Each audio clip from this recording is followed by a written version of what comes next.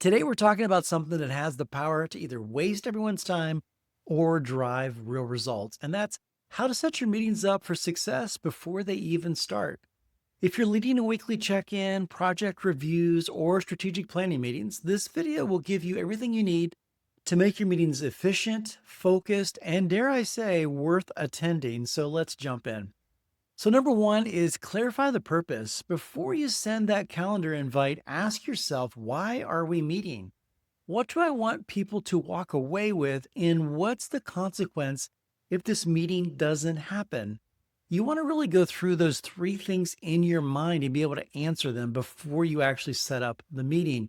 If you can't write the meeting's purpose in a single sentence, you're probably not ready to meet because people are going to be confused because you're confused. Here's the difference between a generic and a clear purpose. Generic would be, we're going to touch base on Q3. That's a generic title there. Another better way to do that is align on Q3 goals, finalize priorities, and assign key owners to key initiatives. Why this matters: people will show up distracted if they don't know why they're there. Purpose creates focus. Focus really does drive the outcome. Number two, set the agenda and the outcome. So for every meeting, there needs to be a clear plan, even if it's a short meeting. So here's how to build one. One, bullet the key discussion points. Two, assign rough time estimates to keep things moving.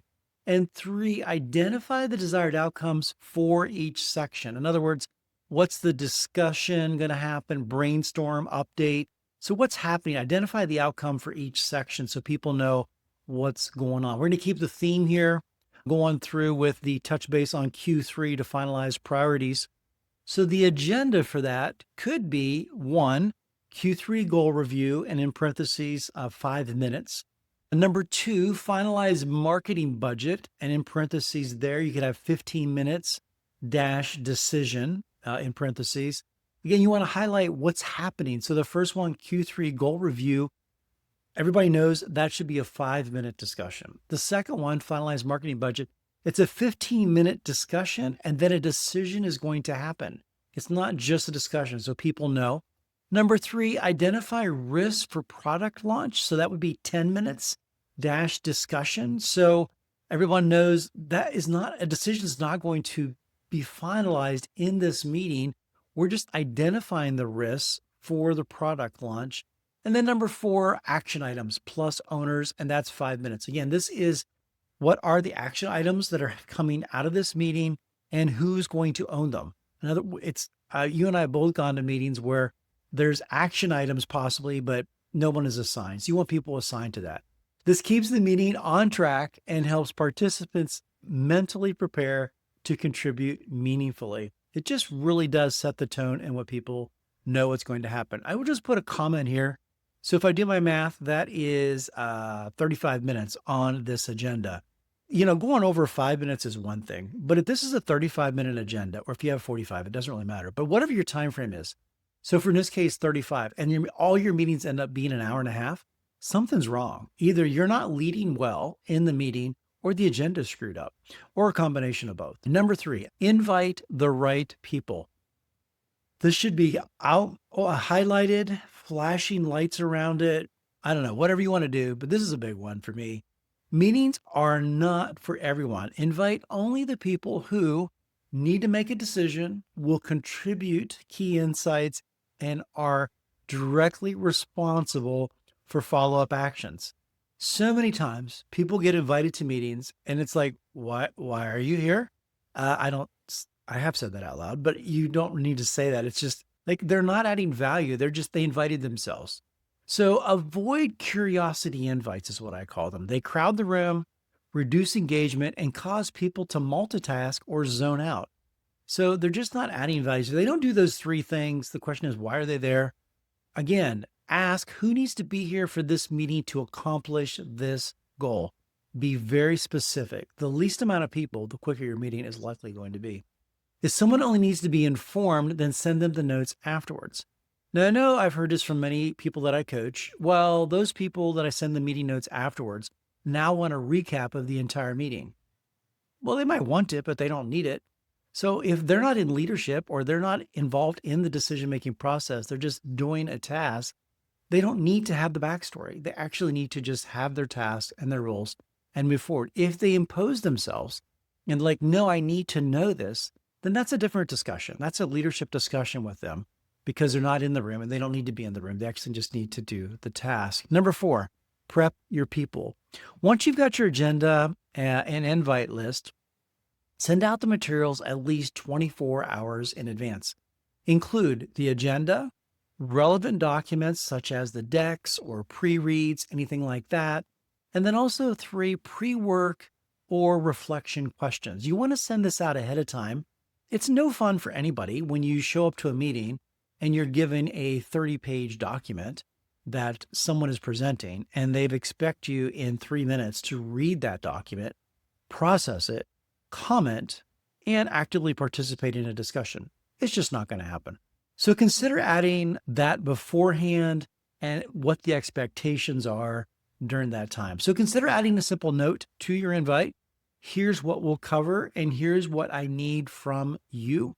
When people show up prepared, you spend less time explaining and more time solving. Number 5, mindset and logistics. The best meetings are not about structure, actually.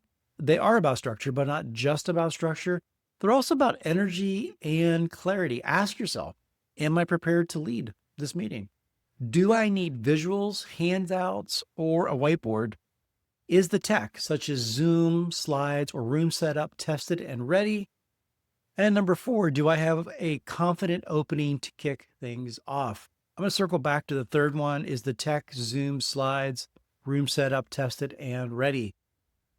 I know people love just walk into a room and assume everything's going to go well. I have yet to have that happen. Well, maybe once or twice. But really, does that happen? I think 90% of the time, Zoom has an update.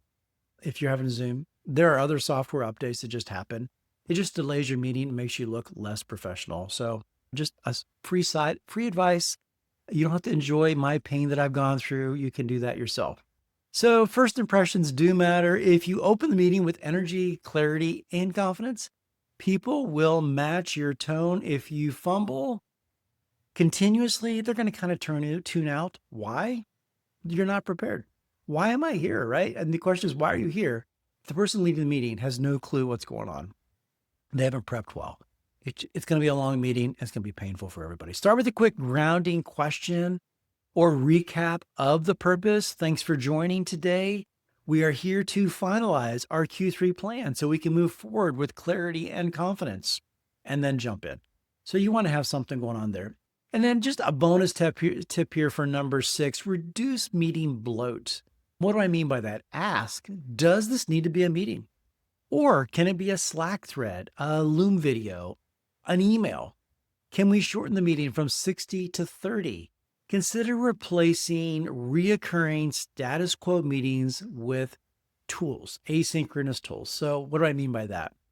Tools like a Loom video for quick updates, Google Docs for collaborative input, Asana or Monday.com for task tracking. I've used all of these. I'm not saying any one's better than the other, but what do you need that would save you a meeting? Having all those people in a meeting, maybe you can reduce it from a weekly to a bi-weekly or something like that. Every meeting you cut or shorten gives your team back mental energy and margin. Everybody wants team time back. I do. Last one, number 7. This is also just kind of a bonus tip. Build in reflection. A lot of people don't do this anymore. I don't know why. I think it's just we're so busy. Actually, that's probably why. We're all so busy. So build in reflection. I say this, and I actually put it in my notes at the end, because otherwise I won't do it. After each meeting you lead, take 2 minutes to reflect. 2, did we accomplish the purpose? Was there right people in the room? What would make the next meeting better? And then invite some feedback. I mean, you don't have to do this to everybody because you're just adding a workload. But what's 1 or 2 people you could just quickly pull? What worked well in today's meeting and what would you change next time? Again, I always premise this with, I think the meeting went well, or I think it could have gone better. So I'm not looking for you to pat me on the back and say, oh, awesome job. I'm really looking for some feedback, like what went well and what could make it better? Just 2 simple questions. Over time, This does build a culture of continuous improvement. And also, you're mentoring those people to become better leaders themselves. And it raises the bar for meetings across your team and, dare I say, the whole organization. Good things rub off, bad things rub off too, but good things rub off on other leaders. Don't be surprised when other leaders ask you what you're doing differently. Why are your meetings shorter? Why do people seem engaged? So, really, there are some positive outcomes of these 7 steps. I do use them. This isn't just something I'm throwing out that I've made up. I use these weekly personally. So, here's 3 things you can do this week. Use a pre-meeting checklist before your next session. There's a link in the show notes to download a toolkit with a checklist. Number 2, block 10 minutes before each meeting to clarify your tone, visuals, and the message. And then number 3, audit your recurring meetings. Which ones need a reset and which ones can be cut or shortened? So try this quick challenge this week before your next team meeting. Try to do a 5-minute audit. 1, what's the real purpose of this meeting? 2, who absolutely needs to be here? And 3, have I sent prep materials and set expectations? Test this approach, see what needs to shift or see what does shift and then adjust. So just an optional resource. Do you need help with this or a plug and play tool? I have included a meeting prep checklist and agenda template that you can customize. It's in the show notes. It's just a tools that you can download that will help you lead focused, engaging, and productive meetings starting today. So if it's helpful, download it. In summary, good meetings don't happen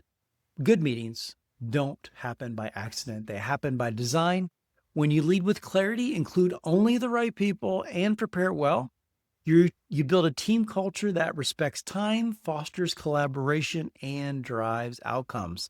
This isn't about perfection. It really is about being intentional. That really people do recognize that. So I hope this was helpful. If this video did help you or added value to your day, hit like and subscribe. Drop a comment. All of this helps me as I grow this channel for you. I'd love to hear from you in the comments section. Like, what's another tip that you use, or have you tried this and it was helpful? Love to hear from you. If you're looking for a coach, if I can be of help to you, click on the link in the show notes. Until next time, I'm Jonathan Hankin, your leadership coach. Keep questioning, keep growing, and keep leading change.